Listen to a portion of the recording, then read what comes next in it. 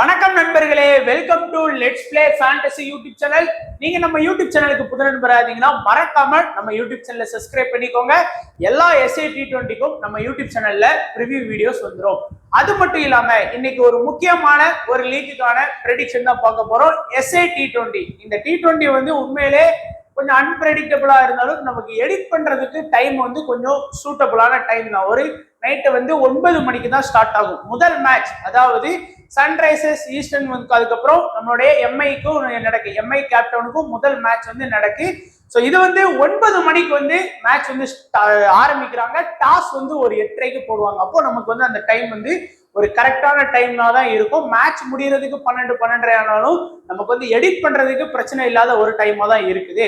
மறக்காம நம்மளுடைய டெலகிராம் சேனல்ல வந்து ஜாயின் பண்ணிக்கோங்க. முக்கியமான அப்டேட் பிளஸ் ஃபைனல் டீம் எல்லாமே நம்மளுடைய டெலகிராம் சேனல்ல தான் கொடுத்துட்டு இருக்கோம். ஸோ பிச்சை பத்தியான ஃபுல் ரிப்போர்ட் வந்து நம்ம டாஸ் போடுறதுக்கு முன்னாடி கொடுப்பாங்க. பிச்சோட பவுண்டரி லைன் ஸோ எப்படி இருக்கு, அப்புறம் பிச்சோட வியூ, பிச்சை பத்தியான ஸ்டேட்மெண்ட் எல்லாமே SA T20க்கு தெளிவா நமக்கு வந்து வந்துடும். அதனால மறக்காம டெலகிராம்ல வந்து ஜாயின் பண்ணிக்கோங்க. குறிப்பா நீங்க வந்து இந்த SA T20 பிளே பண்ணணும்னு நினைச்சீங்க அப்படின்னா, நீங்க வந்து ஸ்மால் லீக் ட்ரை பண்ணணும்னு நினைக்கிறீங்க அப்படின்னா ஃபேண்டசி XL11 ஆப்ல ட்ரை பண்ணுங்க. லிங்க் டிஸ்கிரிப்ஷன் பாக்ஸ்ல கொடுத்துருக்கோம். கண்டிப்பா ரொம்பவே ஒரு பிரோஜனமான ஒரு ஃபேண்டசி அப்பா உங்களுக்கு இருக்கும் அப்படின்னு என்னால ஸ்வேரா சொல்ல முடியும். ஏன்னா நீங்க டெபாசிட் பண்றதுக்கும் வித்ட்ராவல் பண்றதுக்கும் GST அண்ட் TDS வந்து கிடையாது. இருக்கிறதுல லோவஸ்ட் கமிஷன் அப்படின்னா ஃபேண்டசி XL11 ஆப்ல தான் கொடுக்குறாங்க. நீங்க வந்து கம்பேர் பண்ணி கூட பார்க்கலாம். நான் சொன்னதுக்காக நீங்க ஒரு டைம் ஜாயின் பண்ணி பாருங்க. ரொம்பவே பிரோஜனமான ஒரு இதா இருக்கும். ஸோ இப்போ வந்து பிச்சு ரெக்கார்ட்ஸ் வந்து பார்த்துக்கலாம். ஸோ இந்த பிச்சில் வந்து பார்த்தீங்கன்னா ஓரளவுக்கு டொமஸ்டிக் மேட்ச் வந்து நிறைய நடத்தி இருக்கிறாங்க. ஸோ இது ஃபுல் அண்ட் ஃபுல் வந்து டொமஸ்டிக் மேட்சை மட்டும் தான் நம்ம பார்க்க போறோம். T20 இன்டர்நேஷனல் வேற, டொமஸ்டிக் மேட்ச் வந்து வேற. ஸோ டோட்டலா 44 மேட்ச் வந்து நடத்தி இருக்கிறாங்க. அதுல பேட்டிங் ஃபர்ஸ்ட் 20, பேட்டிங் செகண்ட் பண்ண டீம் வந்து 23 வின் பண்ணி இருக்கிறாங்க. ஒரு மேட்ச் தான் இருக்கு. 0ல இருந்து 150க்குள்ள 30 innings, 150 to 169க்குள்ள 36 innings, 70 to 89க்குள்ள 16 innings, 90+ வந்து 6 இன்னிங்ஸ் தான் ஸ்கோர் பண்ணியிருக்கிறாங்க. அடுத்து பார்த்தோம் அப்படின்னா ஹை ஸ்கோர் 225 ஹை ஸ்கோர் பேருக்கு, லோ ஸ்கோர் 52க்கு 10 விக்கெட் பேருக்கு, ஆவரேஜான ஸ்கோரா 160ல இருந்து 170 வரைக்கும் நீங்க எதிர்பார்க்கலாம் அப்படின்னு சொல்லியிருக்கிறாங்க. பட் பிச்சோட வீவு, டைமென்ஷன் இது எல்லாமே டாஸ் வந்து 8:30க்கு போடுறாங்களா. ஸோ நம்ம வந்து அதிகபட்சம் வந்து பாத்தீங்கன்னா 8:40க்குள்ள பிச்சை பத்தியான ஃபுல் தகவல் உங்களுக்கு வந்து டெலகிராம் சேனல்ல கண்டிப்பா வரும். ஏன்னா முதல் மேட்ச் அப்படிங்கிறதுனால நம்ம பழைய ரெக்கார்ட்ஸ் எல்லாம் கொடுக்கறது இல்லை. ஸோ புதுசா பிரஸ்ஸா அவங்க வந்து என்ன மாதிரியான வியூ அந்த ஒப்பீனியன் சொல்றாங்கிறத பார்த்துட்டு நம்ம வந்து கண்டிப்பா ரிவ்யூ பார்த்துக்கலாம்.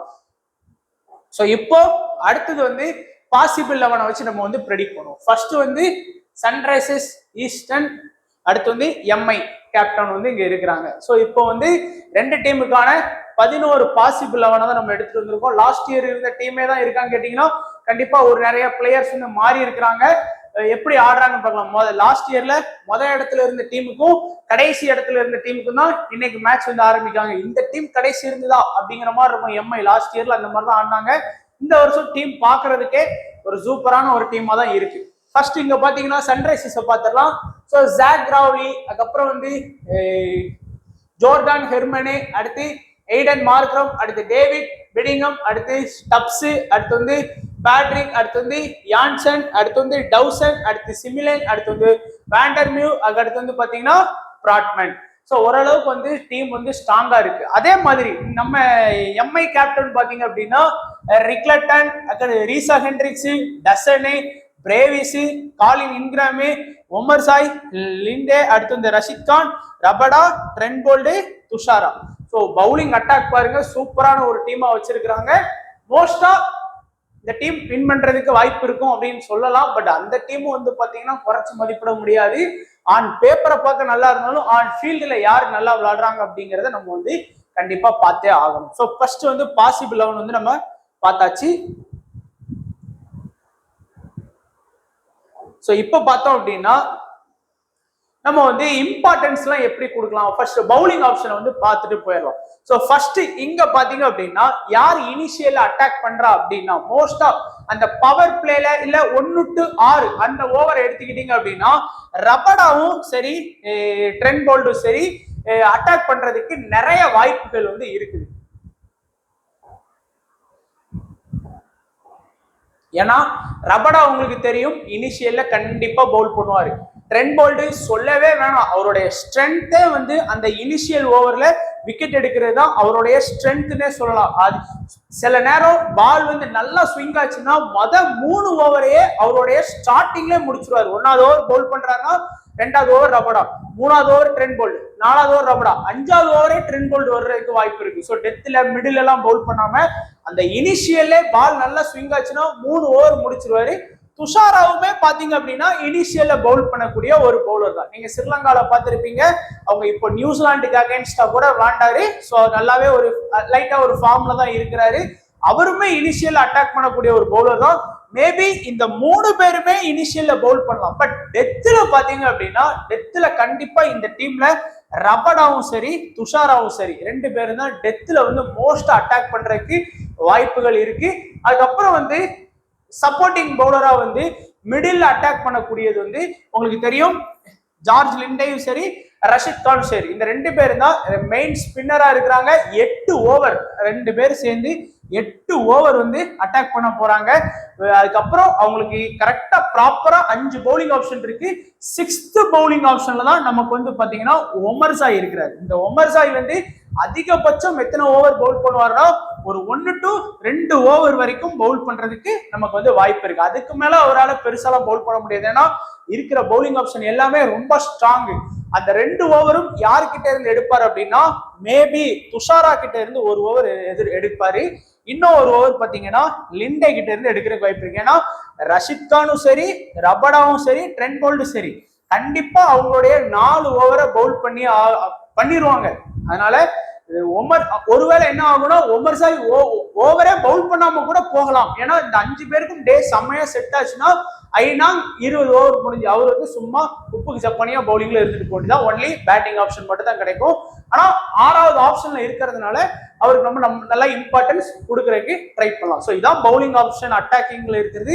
இதுல யாரெல்லாம் விக்கெட் டேக்கிங் பவுலரா இருக்கலாம் அப்படின்னா கண்டிப்பா நான் சொல்லுவேன் ரஷித் கான் வந்து ஒரு நல்ல ஒரு wicket taking bowler. Minimum 1 wicket கண்டிப்பா எடுப்பாரு. அதே போல ரபடா கிட்ட இருந்து நீங்க மினிமம் 1 விக்கெட் எடுக்கலாம். ட்ரெண்ட் போல்ட் கிட்ட இருந்து நீங்க வந்து கண்டிப்பா இந்த 3 பேர் Rashid Khan Kagiso Rabada Trent Boult இந்த 3 பேருமே உங்களுக்கு வந்து நல்ல ஒரு விக்கெட் டேக்கிங் ஆப்ஷனா இருப்பாங்க.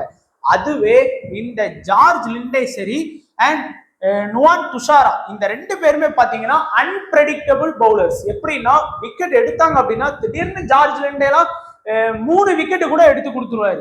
அந்த மாதிரி ஒரு பிளேயர் உங்களுக்கு தெரியும் நினைக்கிறேன். துஷாராவும் அப்படிதான் இந்த சீசன்ல கொஞ்சம் நல்லா இதுக்கு முன்னாடி நடந்த எல்லா மேட்ச்லயுமே நல்லா ஃபார்ம்ல தான் ஆடி இருக்காரு.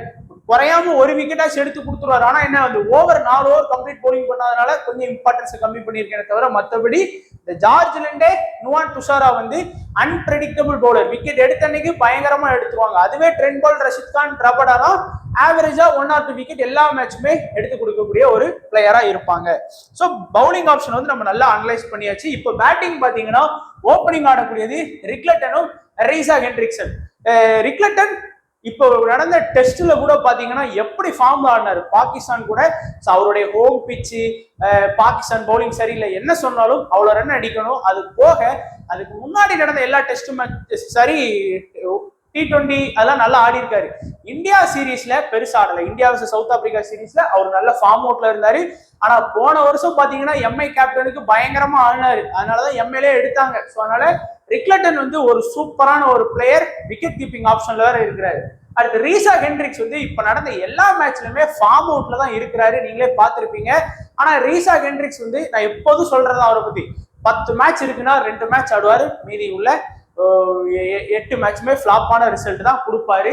அடுத்து டசன் வந்து கொஞ்சம் நிதானமா ஆடக்கூடிய ஒரு டீசென்டான ஒரு பேட்டர், குறைஞ்சது ஒரு 20ல இருந்து 30 ரன் வரைக்கும் நம்ம எதிர்பார்க்கலாம். அடுத்து பிரேவிஸ், ஒரு காலத்துல கொடிகட்டி பறந்த பிளேயர். அடுத்த ஏபி டிவிலியர்ஸ் அப்படின்னும், எனக்கெல்லாம் கிரிக்கெட் அப்படின்னா அதுல ஏபி டிவிலியர்ஸ் அந்த டாப் 5ல ஏபி டிவிலியர்ஸ் இல்லாம இருக்காது. அந்த மாதிரி ஒரு பையன் நினைச்சோம். பட் லாஸ்ட் சீசன்லாம் கொஞ்சம் பெருசா ஆடல. இந்த வருஷம் ஐபிஎல் ஆக்ஷன்லயும் அன்சோல்ட் ஆகி போனார், அதெல்லாம் கொஞ்சம் வருத்தமா தான் இருக்குது. பட் நல்லா ஆடக்கூடிய ஒரு பிளேயர். லாஸ்ட் இயர் ஓப்பனிங் ஆடினாரு, இந்த வருஷம் மிடில் ஆர்டருக்கு தான் பாசிபிலிட்டி இருக்குன்னு சொல்றாங்க. ஏன்னா ரிக்லட் அண்ட் ரீசா ஹென்ரிக்ஸ் வந்து ஆடுவாங்க. அடுத்து காலின் இன்கிராம், ஒரு எக்ஸ்பீரியன்ஸான பிளேயர்.